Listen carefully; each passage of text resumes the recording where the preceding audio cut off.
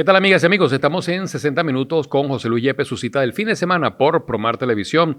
Hoy estaremos conversando con otro personaje referente en la región que combina la medicina con la parte de la artística, las artes plásticas. Y ustedes me dirán, wow, qué combinación. Lo van a ver más adelante en el transcurso de la entrevista. Vamos a estar conversando con César Rafael Isakura Mayorana. Bueno, mejor conocido como César Isakura. Con él vamos a estar conversando en los próximos minutos. Bienvenido al espacio. Muchas gracias, a la orden. Así es. Bueno, quisiéramos comenzar conociendo de nuestro personaje esas raíces, ¿ok? ¿Dónde nació? ¿Quiénes fueron sus padres? ¿A qué se dedicaban? ¿Quiénes eran sus hermanos? ¿Los puedes mencionar? Y también si usted era el mayor, el menor. Hablemos de todo eso que fue en esa remota infancia. Muy bien, yo nací aquí en Barquisimeto en el año 37. Mis padres eran hijos de extranjeros, eran venezolanos ambos, pero mi papá era hijo de libaneses y mi mamá era hija de italianos. Se conocieron en Duaca, se casaron en Duaca, tuvieron los primeros 2 hijos de los 6 que tuvieron en Duaca y después se vinieron para la ciudad, para Barquisimeto, donde yo nací en el año 37. ¿Cómo eran los nombres de esos padres y a qué se dedicaban? José Rafael era comerciante y Luisa era oficio del hogar. En esa época las mujeres, como no era común que las mujeres trabajaran fuera de su casa. Bueno, yo me recuerdo de mi infancia, por supuesto, con mucho agrado y nostalgia, lógicamente. ¿Cuántos hijos en ese matrimonio? ¿Cómo se llamaban sus hermanos? Si usted es el mayor, el menor o el del medio. Mi mamá tuvo 6 niños, 6 hijos, pues, de los cuales 4 eran varones y 2 hembras. Yo fui el cuarto, el tercero, empezando del mayor para abajo. Julián todavía está vivo, tiene 92 años, es el mayor, ingeniero muy conocido en la ciudad, que fue el presidente del centro ingeniero en su época, cuando estaba activo. Él es ingeniero. Prácticamente. Él era el mayor. Él era el mayor. ¿Quién le seguía? Después estaba Maristela, ya murió. Ella trabajó mucho tiempo en trabajo de oficina, pues era secretaria en la Mosquera Suárez, se graduó de secretaria. Y estudió bachillerato en el Liceo Lisandro Alvarado también. Bueno, ya ella no existe. Después estaba Francisco, que murió hace también muchos años. Después sigo yo. Luego Roberto, que es militar, ya jubilado por supuesto. Y después está Gerardo, que es ingeniero también, igual que el hermano mayor, vive en los Estados Unidos, tiene ya muchos años que se fue. Y después está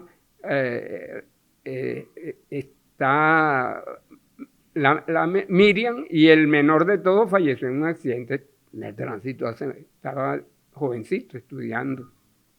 Okay. ¿Dónde estudió la primaria? En la escuela José Gil Fortul, aquí quedaba en la carrera 18 en esa época, entre 42 y 43. ¿Qué recuerdos tiene de esa infancia? ¿Cómo era el niño César? ¿Era introvertido, extrovertido? ¿Tenía muchos amigos? ¿Recuerda alguno de esos compañeros que tuvo en la primaria? Mire, muy dócil yo. Lo que yo más me recuerdo en la primaria es que yo estudiaba con Francisco, mi hermano mayor, el que me seguía a mí, me antecedía, que era sumamente tremendo y era el malo de la escuela. Pues en esa época yo era muy, muy pacífico, totalmente pacífico, siempre fui y sigo siendo así. Bueno, me recuerdo que era la escuela Gil Fortuna, me quedaba a 3 cuadras de mi casa. Yo me recuerdo con mis cuadernitos en las manos para allá, toda la primaria, prácticamente cerquita. Como era antes, que las escuelas le quedaban a uno siempre muy vecina a su domicilio. ¿Cuál es el recuerdo más remoto que le viene a la mente de esa primaria? No sé si el primer día de clases en primer grado o posterior. ¿Y cómo fue eso? Yo me recuerdo, antes de empezar en la primaria, al lado de mi casa había una escuelita y me llevaban y yo empecé a hacer rayas ahí. Y después empecé, antes de empezar en primaria, empecé a conocer las letras. Cuando yo entré al primer grado, en esa época no existía, por supuesto, el kinder.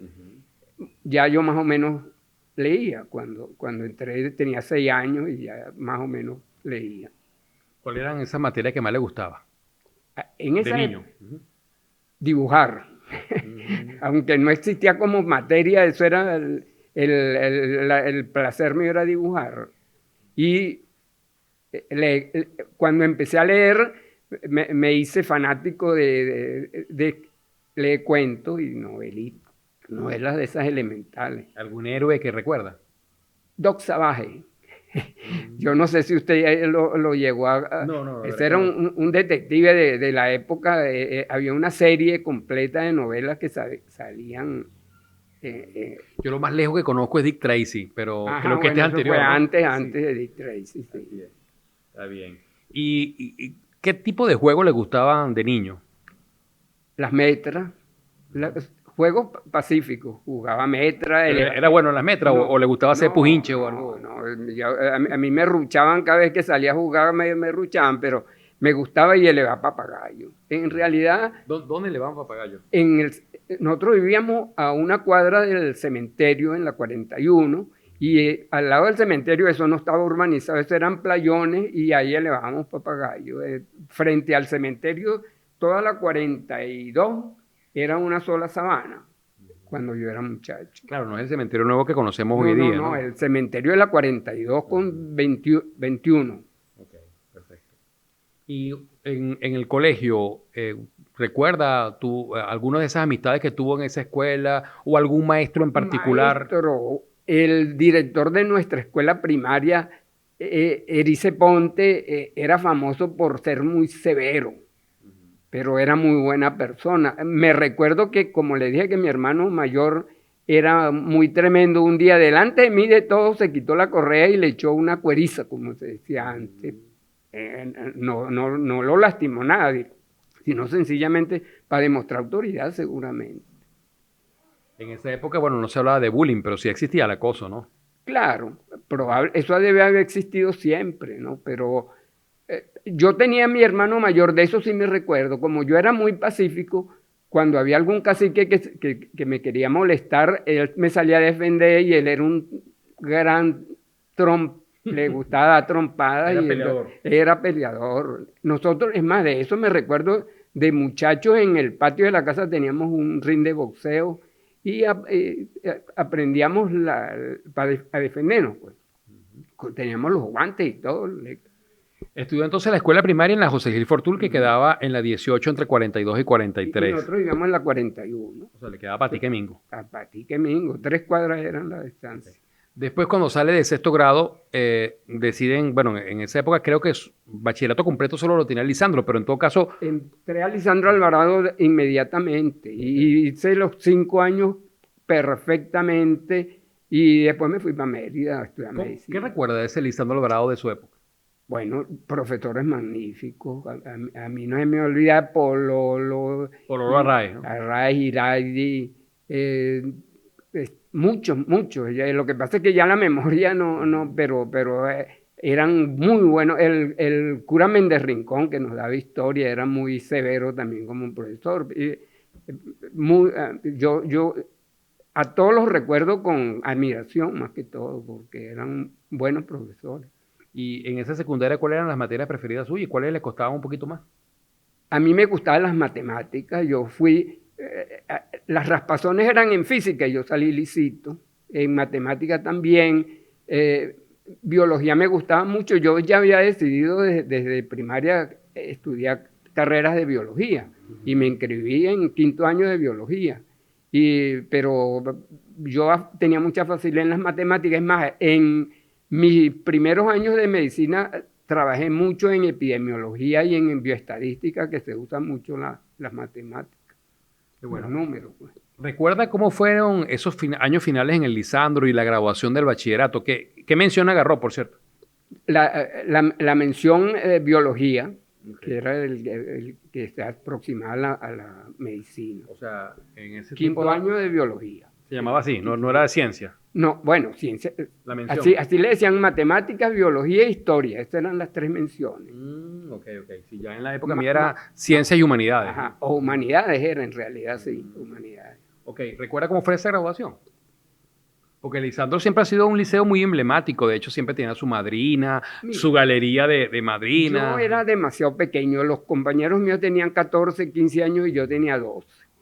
Cuando hicimos la fiesta de grado, yo me acuerdo que di 20 bolívares de colaboración, fui a la fiesta, pero yo era un triponcito delante de muchachas de 14, 15 años, pues yo estaba fuera de juego ahí. Además, las muchachas maduran y crecen como que Mucho más antes rápido que que los, uno. que los varones, ¿no? Claro, claro, no. Es más, a mí me tenían, habían algunas compañeras de estudio que me tenían como si yo fuera o el hermanito menor, me llevaban jugueticos al liceo, a mí no Lo se tenía me consentido. Exactamente. Está bien. Y usted dice que siempre ya tenía como fijado que le iba a gustar estudiar algo relacionado con la biología, pero ¿usted recuerda cuándo fue la primera vez que pensó en serio en que quizás al salir de bachillerato iba a estudiar medicina? En quinto año de medicina nos hicieron una encuesta y yo... ¿De bachillerato? En bachillerato, en el liceo, una encuesta de que queríamos estudiar y yo en la opción puse medicina. Ya cuando yo llegué a cuarto, quinto año ya estaba ¿Pero prácticamente... había una razón en particular? Ninguna, que me gustaban los estudios de ciencias biológicas, más nada.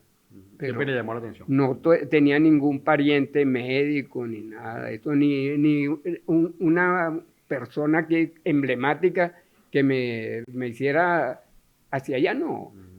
Bueno, vamos a seguir en breve con esta conversación que tenemos con César Isakura, porque, bueno, ya finalizando su bachillerato en el Lisandro Alvarado, vendría la famosa decisión de qué estudiar en la universidad y dónde. Eso lo vamos a conocer en la próxima parte. Hoy nuevamente está en la palestra, qué orgullo para mí. Estoy muy contento por participar en este reconocimiento a su trayectoria. Siempre lo he admirado mucho. Desde niño lo he visto creando, diseñando o construyendo algo, siempre con un proyecto en la mente. Yo digo que es como un hombre del Renacimiento vuelto a nacer. Y algo muy significativo para mí es que toda su vida estuvo preocupado y ocupado por la salud de la población más vulnerable y por tanto usted es un referente de la pediatría social en Venezuela. Gracias a este programa por brindarme la oportunidad de expresar desde la distancia aquí en Chile lo mucho que lo admiro y lo quiero. Agradezco a Dios por tenerlo en mi vida y que continúe los éxitos.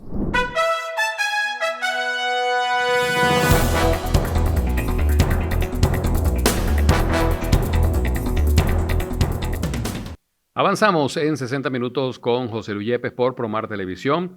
Recuerden que luego estos espacios, estos programas los subimos a mi canal de YouTube que es José Luis Yepes Rodríguez. Así me pueden ubicar por YouTube y bueno, verlo en la tranquilidad y en la comodidad de donde ustedes se encuentren en cualquier parte del mundo. Estamos conversando con César Isakura. Don César, llegó entonces el quinto año, se gradúa en el Lisandro Alvarado. ¿Quién toma la decisión de a dónde va a estudiar? Ya usted dijo que usted sabía que iba a estudiar medicina, pero ¿dónde estudiarla? Porque no sé si en esa época todavía no existía la facultad de Ciencias de la Salud, entiéndase la carrera de medicina en la UCLA, no existía, ¿no? Ni siquiera cuando me gradué, yo me gradué todavía, no habían inaugurado la escuela de medicina. Entonces era toda una decisión familiar, habían tomando en cuenta lo joven que era usted, el tener que trasladarse a otra ciudad. Mi papá y mi mamá, me recuerdo que me tuvieron que llevar porque yo era menor de edad. Entonces me llevaron, tuve que sacar la cédula porque era para estudiar en la universidad, aún siendo menor de edad necesitaba la cédula. Sacamos la cédula, nos fuimos a Mérida. Pero ¿cómo decidieron Mérida? Porque mi hermano mayor había estudiado allá. Y además de que teníamos amigos en la ciudad. Él había estudiado allá ingeniería. Ingeniería, Okay. sí. Teníamos amigos, mi mamá tenía amigos allá y es más, yo al principio llegué a la casa de estas personas mientras conseguía la residencia estudiantil. Y después, en esa casa que eran amigos de mi mamá, me pensioné como comensal, pues. Entonces, comía allá, pero vivía en la residencia estudiantil. O sea, que tuvieron que llevarlo sus padres hasta Mérida en el primer viaje, ¿no? Claro, claro. Entonces, en esa época era muy difícil viajar y yo viajaba a Barquisimeto 2 veces en el año, en Semana Santa y en las vacaciones, más nada. En diciembre, perdón, en diciembre y en las vacaciones. En la Semana Santa a veces nos quedábamos en Mérida, porque no había chance, era muy difícil. ¿Cómo fueron esos años de estudio de medicina en Mérida? Muy felices. Por la misma razón de que yo era, a lo mejor por mi juventud, era muy bien tratado por los profesores, me tenían consideraciones por lo mismo. Yo siempre, desde que yo empecé a estudiar hasta que me gradué, siempre fui el menor de mi curso, todo el tiempo. Entiendo que no terminó la carrera en Mérida. ¿Por qué? Explíquenos. Por una razón muy sencilla y económica. Mi hermano mayor se había graduado de ingeniero, empezó a trabajar en Caracas, se casó y vivía allá y tenía la comida y el alojamiento gratuito, pues entonces era una economía grandísima que me convenía, pues entonces apenas él empezó a trabajar en Caracas, decidí yo irme para la central. Se fue por equivalencia. Sí, sí, era fácil hacerle. ¿Cuánto tiempo cursó en la ULA y cuánto tiempo en la Universidad Central? 4 años en la ULA, los 4 primeros y 2 años en Caracas, allá en la central me gradué de médico, en agosto del 60. Allá se han ingresado como médico cirujano. Como médico cirujano. Después que me gradué de médico, pues, trabajé 1 año como médico rural, después me vine conseguí que me aceptaran como residente, como interno, perdón, en el Hospital Central Antonio María Pineda. Allí hice el internado, hice la residencia de pediatría y terminé siendo pediatra ya con título aquí en el Hospital Central. ¿Cuándo comenzó a usted a verse como pediatra, o sea, dentro del amplio espectro que implica la medicina, como pediatra, y por qué? Desde 5º, 6º año de medicina ya yo dediqué mis intenciones a ser pediatra, y el año de medicina rural también me hizo pensar mucho en ser pediatra, y como en Barquisimeto yo sabía que había una escuela de pediatría bastante, muy importante, pues me dediqué sin ninguna duda, y la cirugía jamás me gustó. La parte traumática de la medicina nunca me agradó. Yo veía más a la pediatría por la parte de puericultura, de atender a los niñitos, etcétera. Claro, después como pediatra uno tiene que atender enfermos y fajarse a veces duro, pues, pero el deseo mío era atender niños. ¿La rural la había hecho dónde? En Mapararí, en el estado Falcón. Okay. Luego entonces consigue el traslado al Hospital Central de Barquisimeto. ¿Qué sigue a ese traslado en el Hospital Central? Bueno, cuando yo me gradué de pediatra, trabajé 1 o 2 años en pediatría en el Hospital Antonio María Pineda. Ya existía en el hospital, en el Agustín Zubillaga, en el hospital pediátrico, y el doctor Andrés Riera Zubillaga, ya como pediatra, me consiguió una beca para hacer pediatría social en Medellín, en Colombia, un posgrado. Me fui, ya estaba casado, me fui con mi esposa y el hijo mayor recién nacido, tenía 6 meses cuando nos fuimos. Cumplió allá en Medellín, en Colombia, donde fue a hacer el curso el año. Hice pediatría social, me regresé a la ciudad. Ese era un curso relativamente corto, de pocos meses, pero me cambió la visión de la medicina y de la pediatría sobre todo. Cuando yo llegué aquí de regreso, le propuse a la escuela de medicina la creación de la unidad de pediatría social. De hecho, usted es conocido como el precursor de la pediatría social acá en la región. En Lara, sí. Aquí no existía pediatría social. Yo propuse a la UCLA, perdón, hacer la unidad de pediatría social. Me la aceptaron, y ya en el año 67 67 inauguramos la unidad de pediatría social en el hospital pediátrico. ¿Qué lo llevó a hacer esa propuesta de que se creara la unidad de pediatría social? Como le dije, a mí me dieron una beca y yo como pediatra fui a hacer, pero en ese curso de pediatría social me entusiasmé tanto que ya salí con la disposición de hacer el proyecto, hice el proyecto, le planteé a la Escuela de Medicina la creación del servicio, tuve muy buena aceptación y Barquisimeto estaba hecho para eso. La pediatría social no es la pediatría que todo el mundo, o la medicina que todo el mundo conoce de cirugía, maternidad, etcétera. No, es atender las necesidades sociales de la población. Y entonces creé un programa que se llamó PANASED, se llama todavía, y yo fui el fundador, coordinador durante más de casi 40 años duré yo coordinando la unidad de pediatría social y el programa PANASED aquí en el hospital.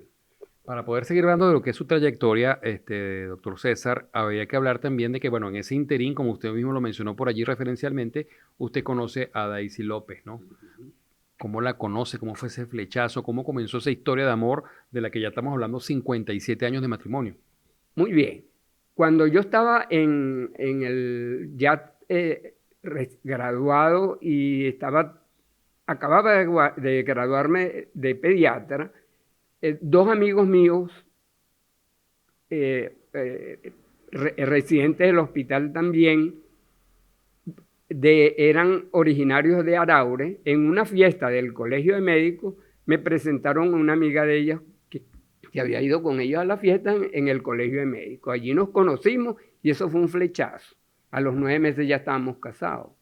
Fue rapidísimo. Entonces, bueno, pero usted decía primero que usted era muy quietecito y todo lo demás, pero por lo visto cuando usted hablaba, o sea, era efectivo en su estrategia, ¿no? Bueno, decidido, sí. Está bien. Y bueno, deciden entonces conformar hogar menos de un año de conocerse ya. A los 9 meses de habernos conocido nos casamos. Okay. Y a los 9 meses siguientes ya teníamos el primer hijo. Ajá. Háblenos de eso.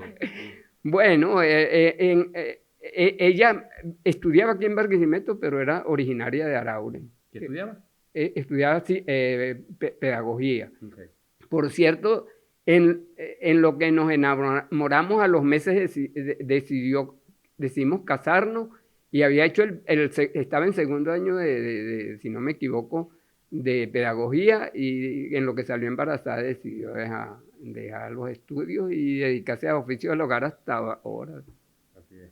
Y bueno, háblenos cómo viene el primer niño a los 9 meses. ¿Qué nombre le pusieron? César Rafael. Nació en el Hospital Central Antonio María Pineda. Todavía yo estaba recién graduado, no tenía muchos recursos económicos como para una clínica privada en esa época. Los médicos del hospital eran amigos míos, de manera que eso fue sumamente fácil atender el primer parto, ¿no? Después de César Rafael vinieron 2 más, ¿no? 2 más, pero ya en esa época ya yo me había graduado de pediatra y estaba trabajando ya en la clínica Racetti. Y yo al poquito tiempo de graduarme de pediatra, junto con Francisco Pinizola y Ana Cecilia Miliani y el grupo ese que es fundador de la clínica Racetti, me metí en ese grupo y todavía, a pesar de que ya estoy jubilado, sigo siendo el secretario perpetuo, porque me dieron ese título, secretario perpetuo de la directiva de la clínica Racetti. Háblenos de esos otros 2 hijos que vinieron después de César Rafael. 2 hembras. Bueno, como hembras eran las toñecas. Una se llama Beatriz y otra se llama Mariela. Las 2 estudiaron ingeniería civil. No, informática. Informática, es que los años me están pegando en la memoria. Ingeniería informática, son ingenieras, las 2 lamentablemente están fuera del país ahora. Okay. Bueno, vamos a hacer una pausa en esta conversación que tenemos con el doctor César Isakura, así que no se aparte de nuestra sintonía, que en breve volveremos con más. Mi papá es para mí un hombre de acción.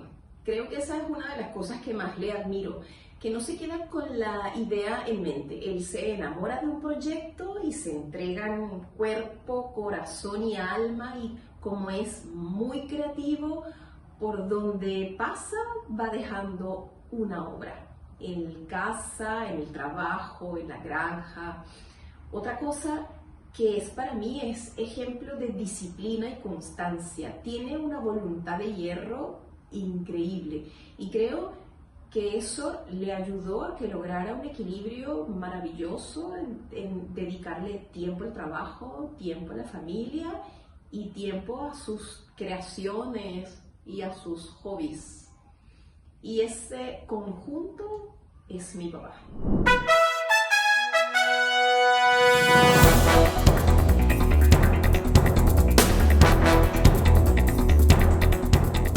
Continuamos en 60 minutos con José Luis Yepes, hoy conversando con el doctor César Isadacura.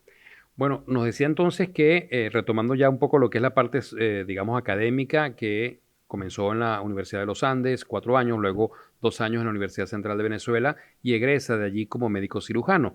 Le correspondió en esa parte final de los estudios en la Central compartir aulas con algunos médicos muy, muy renombrados acá de la región. ¿Nos puedes mencionar algunos de ellos? Eso fue lo que justamente me inclinó hacia la pediatría también. Pastor Oropesa y Lía Inver de Coronil eran lo máximo en la historia de la medicina y ese fue mi figura, mi referencia que me hizo pensar en ser pediatra, el ejemplo de ello. Y compartió, por ejemplo, con Francisco Finisola. Después que estuvimos en Barquisimeto. Por eso, pero coincidieron en aulas allá en algún momento en la Central. Definitivamente no, porque a pesar de que los dos éramos de Barquisimeto, él estudiaba en un grupo diferente al mío y éramos totalmente diferentes. Yo conocí a Francisco cuando llegamos aquí a Barquisimeto. Okay.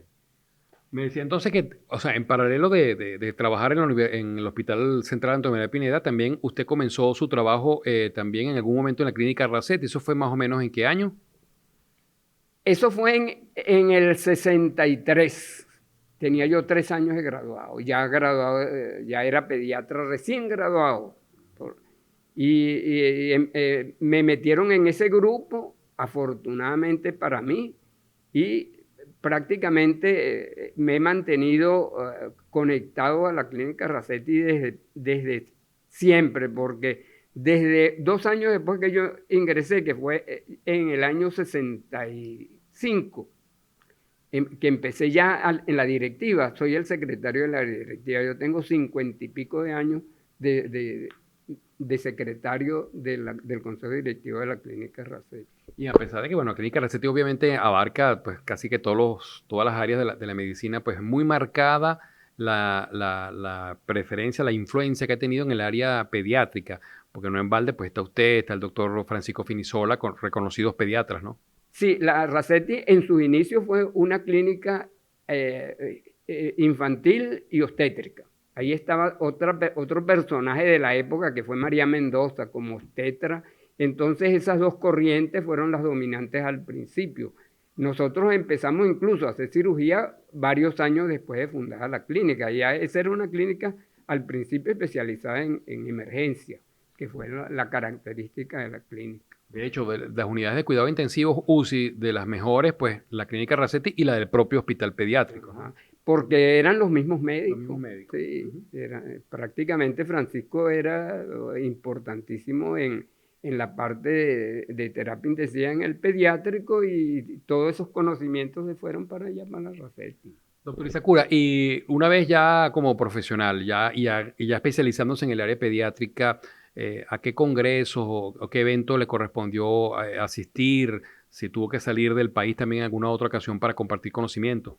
Bueno, yo como le dije, estuve en Medellín, en Colombia, haciendo pediatría social. Ese ha sido el único estudio en el extranjero que yo he hecho formal. Y en en ese año, como le dije, la pediatría social aquí no existía. Era una disciplina médica recién comenzada en el mundo. Y entonces cuando me llamaron a mí, el doctor Riera Zubillaga, para ofrecerme la beca de ir a estudiar pediatría social, yo no sabía ni siquiera qué significaba eso, porque eso no estaba en el léxico de uno, pues. Entonces, pero como le dije, duré pocos meses en Medellín y eso cambió mi perspectiva de la atención de los niños, porque me enseñaron que la parte social es fundamental sobre todo en la prevención de las enfermedades. Si pudiéramos decirlo de manera resumida y de la forma más pedagógica posible para que todas las personas que no somos médicos ni estamos en el ámbito de la medicina entendamos, ¿qué diferencia la pediatría social de la pediatría propiamente dicho? Bueno, como le dije, es como ciencia, no, como especialidad médica es relativamente reciente. Cuando yo comencé, habían dos en Latinoamérica, que era una en Santiago de Chile y una en Medellín, Colombia. Eran las únicas escuelas de pediatría social que había. Entonces yo fui a Chile, a Santiago, hice allá en Medellín, en Colombia, hice allá mi posgrado y me vine y, como le dije, apenas vine tan cambiado que apenas llegué, hice un proyecto, lo presenté a la Escuela de Medicina y me aprobaron el proyecto y se fundó la unidad.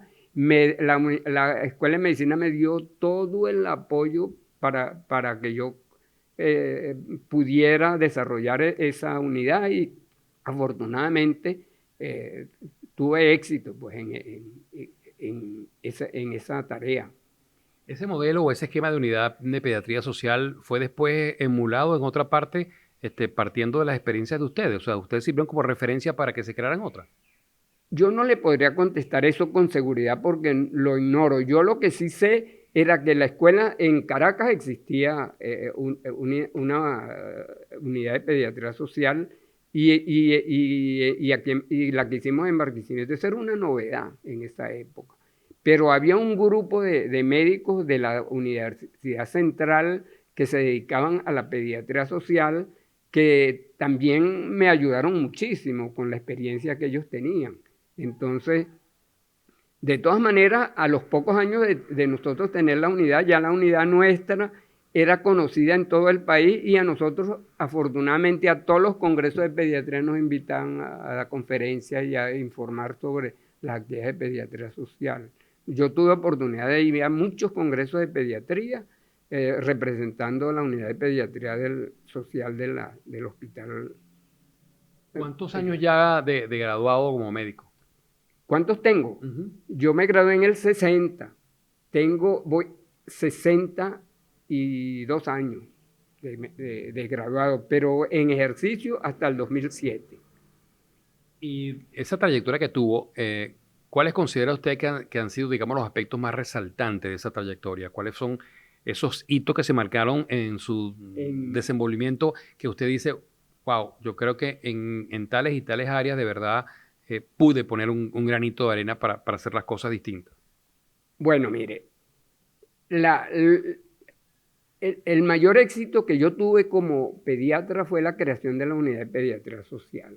Y dentro de la unidad de pediatría social, la Defensoría coincidió con la salida de la ley de atención a los niños y adolescentes en esa misma época, por lo cual tuve mucho apoyo porque había bastante interés en que eso se creara, aunque no habían médicos que todavía formados en eso, me brindó la universidad mucho apoyo el mayor éxito fue el programa PANACER, que es el programa de atención a niños y adolescentes en circunstancias especialmente difíciles, que se refería fundamentalmente a la prevención del maltrato infantil. A eso nos dedicamos nosotros en la unidad de pediatría como objeto principal. Y era un servicio en el cual apenas habíamos 2 pediatras, yo que era el coordinador y un adjunto. Además de eso habían 2 psiquiatras que eran importantísimos para el tipo de trabajo que íbamos a hacer.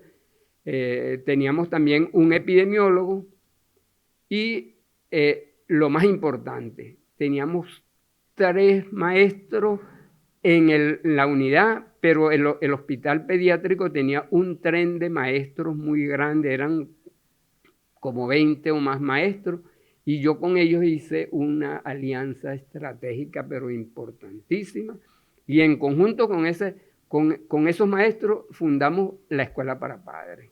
En la Escuela para Padres, ese era el emblema de la unidad de pediatría social prácticamente, la Escuela para Padres, porque se dedicó a multiplicar. El grupo ese de 3, apoyado por los otros maestros del hospital, hicieron un equipo tan bueno que se dedicó a dar talleres de escuela para padres en todas las escuelas de la ciudad. Y eso se regó con mucho éxito, como le digo. Bien, vamos a hacer una pausa en esta conversación que tenemos con el doctor César Isakura, así que no se aparte de nuestra sintonía, vendremos para la parte final. César Isakura es un profesional de la salud, pediatra puericultor con un amplio sentido social, polifacético, arquetipo de la creación, artista plástico de reconocimiento universal en la conservación de nuestra historia arquitectónica y de personajes a través de sus maquetas panorámicas. Es además la mejor expresión de amistad. Es un romántico de corazón.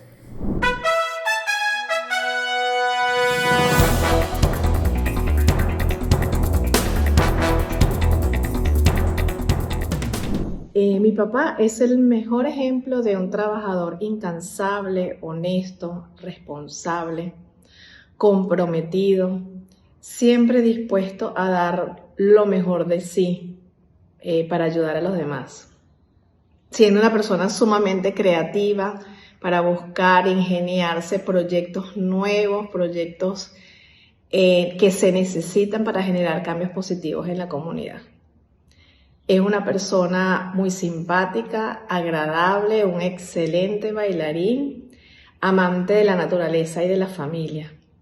Valora las cosas sencillas de la vida. Cada vez que viene a visitarnos, toma los mejores paisajes y momentos para dejarlos plasmados en sus maquetas. Te amamos inmensamente, papi. Un abrazo.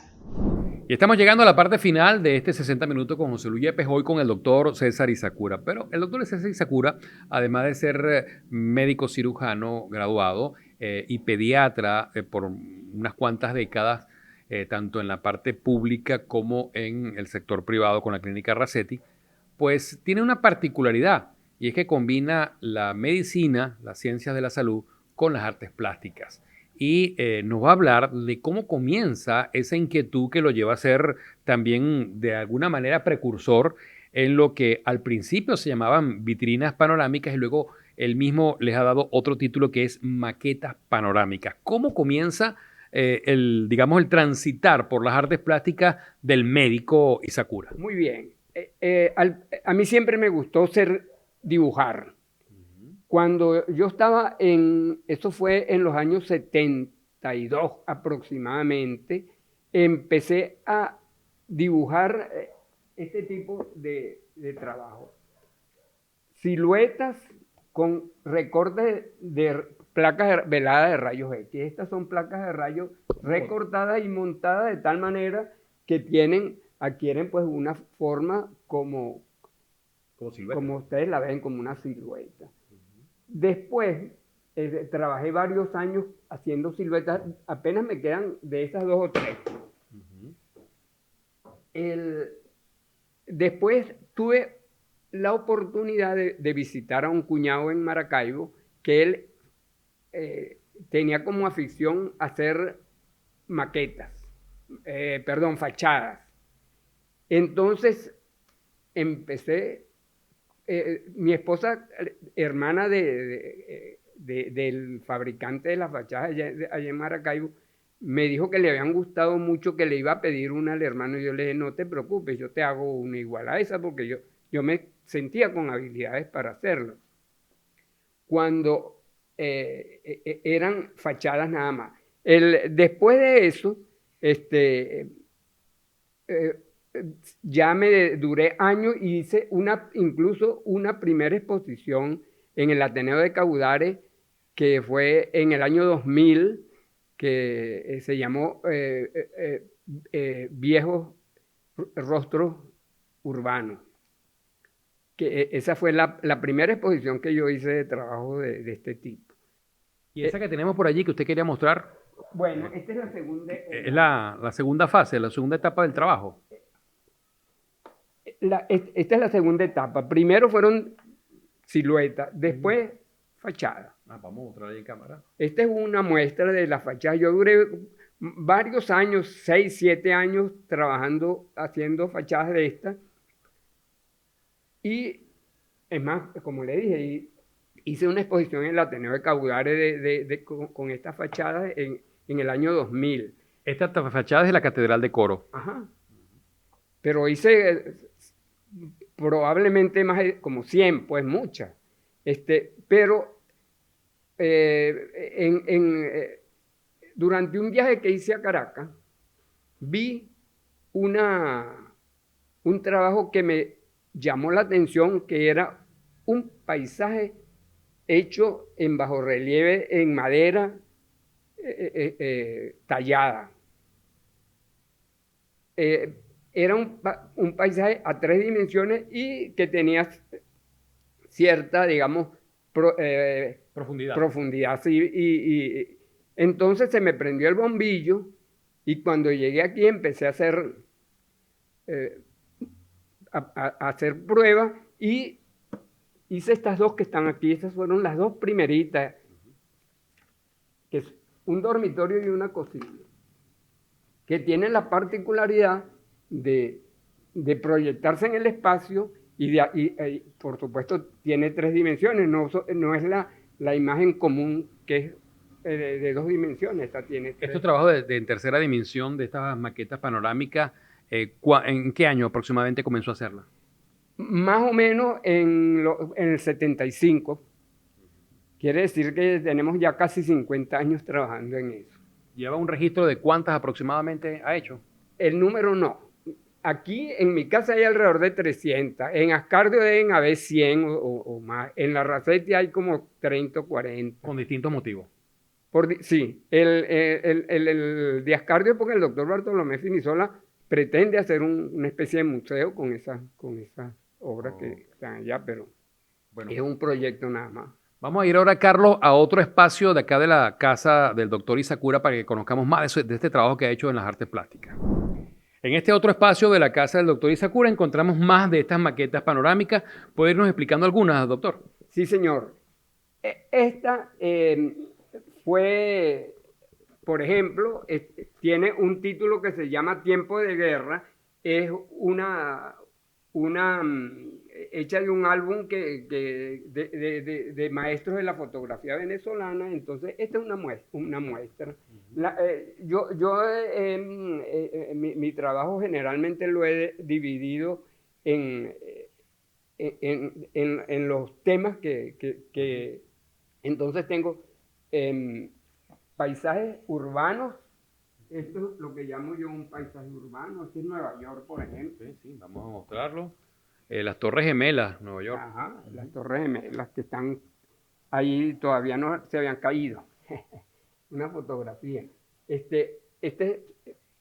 Paisajes urbanos, paisajes rurales. Aquí tengo un paisaje rural. Monasterio de las Meteoras en Grecia. De todas partes del mundo he hecho cosas similares a esto. Esta la trabaja primero, ve la fotografía y luego visualiza cómo llevarla. Algunas son artesanales como esta y otras son montajes fotográficos. Como el de que vimos de Nueva York, por ejemplo. Acá tenemos una calle colonial. Aquí, es de aquí Coro. Está de Coro. Ahí está el Balcón de los Arcayas. Es una área que la conoce mucha gente porque es famosa en el país. Entonces, ahí está en 3 dimensiones y aquí están mi esposa y la señora que me trabaja aquí en la casa. aquí dice calle de Coro. Tenemos de todo el mundo. Este es Madrid. Este Claro, un sitio muy emblemático. La Puerta de es la Alcalá. Puerta de Alcalá de Madrid. Ujú. Puede verse. ¿Cómo se logra ese sentido de la tridimensionalidad, de la profundidad? Bueno, mire, eso es observación.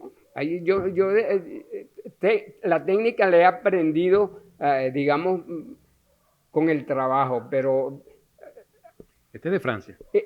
esto es una pintura este es Francia, sí, el Moulin Rouge. Sí. Ujú. Y como este tenemos con otras temáticas también. Por ejemplo, aquí tenemos la Ciudad del Vaticano. Con el Ajá, Papa. este es el Papa dando la bendición y el mundo de la fe. Esta es una colección que se llamó Nuestro Mundo, entonces había el mundo de esto, el mundo... Estas son pinturas famosas. Ajá, ese es Saturno y esta que está aquí me gusta, esa es muy bonita. Una madre con el niño encima. Aquí está un tallador de madera haciendo una figura que me parece también muy expresiva. Hay infinidad aquí. Aquí está el Teatro Juárez. Vamos a ubicar el Teatro Juárez y después buscamos aquí también qué tal de la ONU, la Asamblea de la ONU. El Teatro Juárez Ujú. De Barquisimeto. de Barquisimeto. Ahí está la ONU, una asamblea de la ONU. Vamos a mostrarla aquí en pantalla. Aquí es donde se toman las decisiones que cambian el mundo, ¿no? Bien, y así como esta, vamos a Y seguir mire, mostrando. Esto, que no todo, este es el mundo submarino, Ujú. una imagen, y esto que es el dolor de cabeza del país nuestro y de muchos países. Esta le di yo el título del hábitat venezolano del tercer milenio, una ranchería, donde Ven el sentido de la profundidad, ¿no? Que se logra, ¿no? Aquí con estas barracas y los ranchos que estamos viendo. ¿Esta la hizo cuándo? ¿En qué año? esta tiene muchos años, debe tener como 20 años. Esta fue de las primeritas. Y aquí estamos viendo que, bueno, en toda la sala de acá de la casa, pues hay cualquier cantidad de trabajo. Me Las dice que pinturas. aproximadamente puede haber unas 600. Las pinturas, pero yo he hecho como 2000, ¿no? A lo mejor. Vamos a mostrar en pantalla. Las pinturas Para allá. que son en 2 dimensiones, Aquí. al trabajarse en esto se logra las 3 dimensiones, pues. Estas son las meninas de Velázquez. Y así como esto, aquí está una que es interesante, no es importante, pero que es la cabeza de un mosquito Ampliada, pues. ampliada. Y entonces está en 3 dimensiones como para meterle miedo a los muchachos. El de la ONU ya lo vieron. Sí, ya lo vimos. Aquí hay otros emblemáticos de lo que es Ah, la cultura el popular tamunangue. venezolana. Bueno, aquí lo tenemos. Tamunangue, Vamos a sacarlo por aquí, por la parte inferior. Aquí lo tenemos. ¿Ok? Este es una escena de un tamunangue y ahí está la otra. Voy a buscar la otra. Esta otra. Ahora, doctor, ¿las hace porque le vienen a la mente o ha tenido alguna vez algún encargo también? Algunas veces, pero bueno, en la fototeca Carlos Eduardo me ha puesto a hacerles algunas bastante, con fotos que él me da, que él me ha suministrado innumerable número de También vemos que el motivo familiar también también. se toma en cuenta pues a la hora de hacer estos trabajos, ¿no? Aquí aparece con su esposa y con la mascota. ¿Cómo se llama? Leo, Leo. ese es un golden. Y aquí Fíjense está que- una de las nietas, aquí en la casa. Fíjense, de una forma original, pues que todos tenemos fotos del álbum familiar. Él tiene Esta es foto- las maquetas panorámicas. Yo los llamo portarretratos a estas en especial. Vamos a ver aquella, Carlos, aquella que se ve aquella calle, porque también ahí vemos fachadas coloniales de 2 pisos, Esa misma, el bus, los usuarios del transporte también. mire, lo que le decía del tamaño, esa es esta misma, pero esta es grande Vamos y a aquella es mostrar. pequeñita. Se puede hacer en cualquier tamaño. Yo he hecho de más de 1 metro de... ¿Cuánto tiempo le lleva hacer estas maquetas panorámicas? Bueno, las comunes de esas corrientes las hago habitualmente en 2 días. Una más grande como esta puede durar una semana. pero...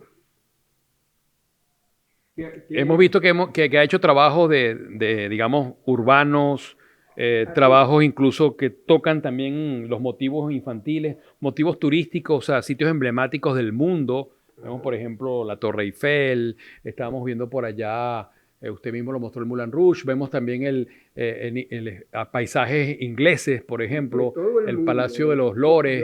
De hecho, de todo el mundo. Aquí tenemos, por ejemplo, le voy a mostrar esta. Vente, Carlos, vamos por acá.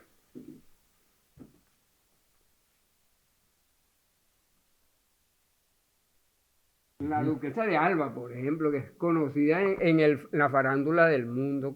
Así es, todo un personaje del jet set. Y Y bueno, por acá vemos otros trabajos, Carlos, que ha hecho nuestro invitado en el día de hoy. Este es el Bar Punta Brava, Bodega Brisas del Turbio, ¿no? Muy típico del Barquisimeto. Esto pareciera que es el de mi pueblo, las ruinas de Santo Domingo, parecieran en el Tocuyo. El Tocuyo, las Sí, ruinas sí, del Tocuyo. las ruinas de Santo Domingo, en el Tocuyo, efectivamente. Vemos acá un estadio para los amantes del deporte, por ejemplo.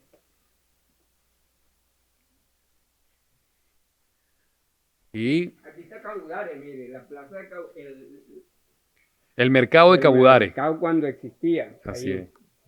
Ya no existe, pero, o si existe, está minimizado. Aquí estamos viendo Zaragoza, España. Ajá. Jerusalén. Jerusalén antigua también. De cualquier parte del mundo, con tal conseguir una buena foto, esa es la base de todo el trabajo, una buena foto. Y yo hago lo demás. Y esta maqueta que estamos viendo aquí abajo también la hizo usted, doctor. Vamos a quitar esto de aquí. Esta que está aquí. Ajá. Sí. Vamos a mostrarla porque es otro tipo de trabajo. Esta es una Carlos. fachada de cuando hacía fachada. Esta era una casa tradicional de la ciudad. De las que ya no existen lamentablemente, que estaban en el Ajá. casco histórico, ¿no? Esta estaba en cerca de la Avenida Vargas con la Casa de las Casa de las Muñecas. Muñecas. Esta era la Casa de las Lamentablemente no Muñecas. lo llegaron a conocer las nuevas generaciones, pero era un sitio emblemático también de cada Exactamente. Sí. Bueno, así estamos llegando ya a la parte final del programa. Y ya en esta parte, doctor, pónganseme por aquí. Ya conversamos nosotros, doctor, sobre... Le digo algunas palabras y usted me dice una o dos palabras que le vengan a la mente que las relacione con eso. Por ejemplo, cuando le digo maquetas panorámicas, Imágenes en tercera dimensión. la medicina, Bueno, esa es mi profesión y que me dediqué toda la parte, digamos, útil de mi vida durante 60 años. pediatría. Pediatría. Yo estuve trabajando como docente de la UCLA durante 40 años y justamente cuando cumplí 40 años en la UCLA solicité la jubilación, me la dieron. A usted no le voy a preguntar qué le gusta hacer cuando no está en el ámbito de la medicina, porque es obvio que se pone a hacer las maquetas, ¿no? Sí. Pero ¿hay algún, digamos, un tema que predomina sobre otros en los trabajos que ha hecho y hay algún trabajo que usted considera que todavía está por hacer? Bueno, yo no sé, en realidad a mí me gusta viajar y a lo mejor hay imágenes de todo el mundo, a lo mejor eso me facilita y me da me hago la ilusión de que estoy viajando, pues haciendo una cosa de eso. Bueno. Entonces, Cuando le digo familia, ¿qué le viene a la mente? mi mamá. Y mi papá también, por supuesto. ¿Algún personaje no familiar que usted admire y por qué? En mi profesión, el doctor Riera Subillaga, aquí, que fue mi maestro. Además, es un pionero, ¿no? Claro, de la pediatría. Él fue mi gran ayuda, pues, para formarme. Qué bueno. Bueno, doctor Isakura, mirando aquí a esta cámara, ¿cómo le gustaría ser recordado a César Isakura? Yo diría fundamentalmente como un buen padre. A lo mejor es porque yo fui fundador de la escuela para padres, pero una de las cosas que a mí más me ha motivado es lograr que las familias sean armónicas, que haya todo unos verdaderos padres. Y eso me dediqué gran parte de la vida, pues en las escuelas para padres del hospital pediátrico. Bien, doctor César Isakura, gracias por abrirnos las puertas de su casa y que conociéramos más acerca de lo que ha sido su trayectoria, no solo desde el punto de vista profesional, sino también como padre, como ser humano y además como ejemplar ciudadano. Y bueno, quisiéramos agradecerle por eso, por habernos abierto las puertas y las atenciones que nos dispensó. Y bueno, en nombre también de, digamos, de la región, agradecidos por tantos años, o sea, por tantas décadas de entrega, sobre todo en el ámbito de la pediatría y en un sector que usted deja como legado, que es la pediatría social, que antes que usted llegara, pues no la conocíamos acá en la región. Así que agradecido por eso, Bueno, doctor Isakura. para mí es un gran honor y me siento pero feliz de tenerlos aquí, haberlos tenido aquí. Les agradezco muchísimo su visita. Bien, Bueno, muchísimas gracias al doctor César Isakura. Y en la cámara y la producción de Carlos Guerra les habló José Luis Yepes. Será hasta un próximo 60 minutos con José Luis Yepes por Promar Televisión.